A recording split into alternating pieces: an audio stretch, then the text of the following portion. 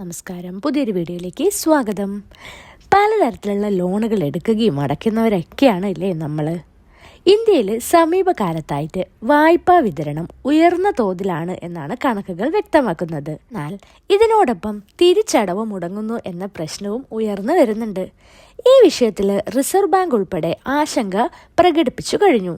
ഇത്തരത്തിൽ തിരിച്ചടവ് മുടങ്ങുന്നതിന് പല കാരണങ്ങളുണ്ട് അല്ലേ. ഇങ്ങനെ തിരിച്ചടവ് മുടങ്ങുന്നതിന്റെ കാരണങ്ങൾ എന്തൊക്കെയാണ്, ഇങ്ങനെ വായ്പാ തിരിച്ചടവ് മുടങ്ങിയാൽ എന്ത് സംഭവിക്കും എന്നുള്ളൊരു ഡീറ്റെയിൽഡ് വീഡിയോ ആണിത്. അതുകൊണ്ട് തന്നെ എല്ലാവരും സ്കിപ്പ് ചെയ്യാണ്ട് മുഴുവനായിട്ടും കാണാൻ ശ്രമിക്കുക. അതിനു മുമ്പായിട്ട് ഈ ഒരു ചാനൽ ആദ്യമായാണ് കാണുന്നതെങ്കിൽ സബ്സ്ക്രൈബ് ചെയ്യുക, സപ്പോർട്ട് ചെയ്യുക.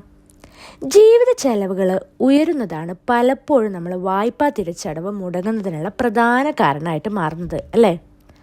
വായ്പ എടുക്കുന്നവർക്ക് സാമ്പത്തിക സംബന്ധമായിട്ടുള്ള കാര്യങ്ങളെക്കുറിച്ചുള്ള പരിമിതമായിട്ടുള്ള അറിവ് ആണ് മറ്റൊരു പ്രശ്നം. അതായത് പുതിയതായി ലോണ് നേടുന്നവരിൽ പലരും പലിശ, പ്രോസസ്സിംഗ് ചാർജ് ഉൾപ്പെടെ അടിസ്ഥാന കാര്യങ്ങൾ പോലും മനസ്സിലാക്കാറില്ല. തിരിച്ചടവ് മുടങ്ങിയാലുള്ള സങ്കീർണതകളെക്കുറിച്ച് മിക്കവാറും പലർക്കും അറിയുകയുമില്ല. സാധനങ്ങളുടെയും സേവനങ്ങളുടെയും ചെലവ് അല്ലെങ്കിൽ വില ഉയരുന്നതും സ്ഥിരതയില്ലാത്തൊരു ജോലി എന്നിവയൊക്കെയാണ് തിരിച്ചടവ് മുടങ്ങുന്നതിനുള്ള പ്രധാന പ്രശ്നങ്ങൾ. ഈട് നൽകിയിട്ടില്ല എന്ന അനുമാനത്തിൽ കുറഞ്ഞ സമ്മർദ്ദമായിരിക്കും വായ്പ എടുത്ത പലർക്കും ഉണ്ടാകുക. ഇതുകൊണ്ടും തിരിച്ചടവ് മുടങ്ങുന്നു.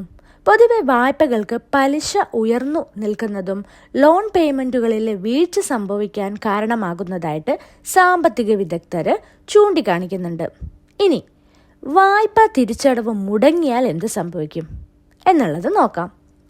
ലോൺ കൃത്യസമയത്ത് അടച്ചിട്ടില്ലെങ്കിൽ വലിയ പിഴ നൽകേണ്ടതായിട്ട് വരും. അതും ആകെ വായ്പ മൂല്യത്തിൽ വർധന വരുന്നതിന് കാരണമാകും.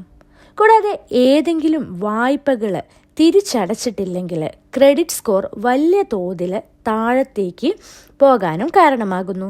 ഇത് പുതിയ ക്രെഡിറ്റ് കാർഡുകൾ അനുവദിക്കപ്പെടുന്നതിനും ഭാവിയിൽ പുതിയ വായ്പകൾ ലഭിക്കുന്നതിനൊക്കെ തടസ്സം ഉണ്ടാക്കും.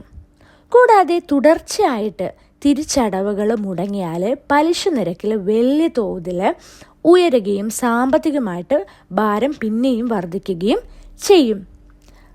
അടുത്തതായിട്ട് വരുന്നത് സ്ഥിരമായിട്ട് തിരിച്ചടവ് മുടങ്ങുന്നതോടെ വായ്പ നൽകിയ സ്ഥാപനങ്ങൾ, ലോൺ നൽകിയ സ്ഥാപനങ്ങൾ നിയമപരമായിട്ടുള്ള മാർഗങ്ങളിലേക്ക് പോകും.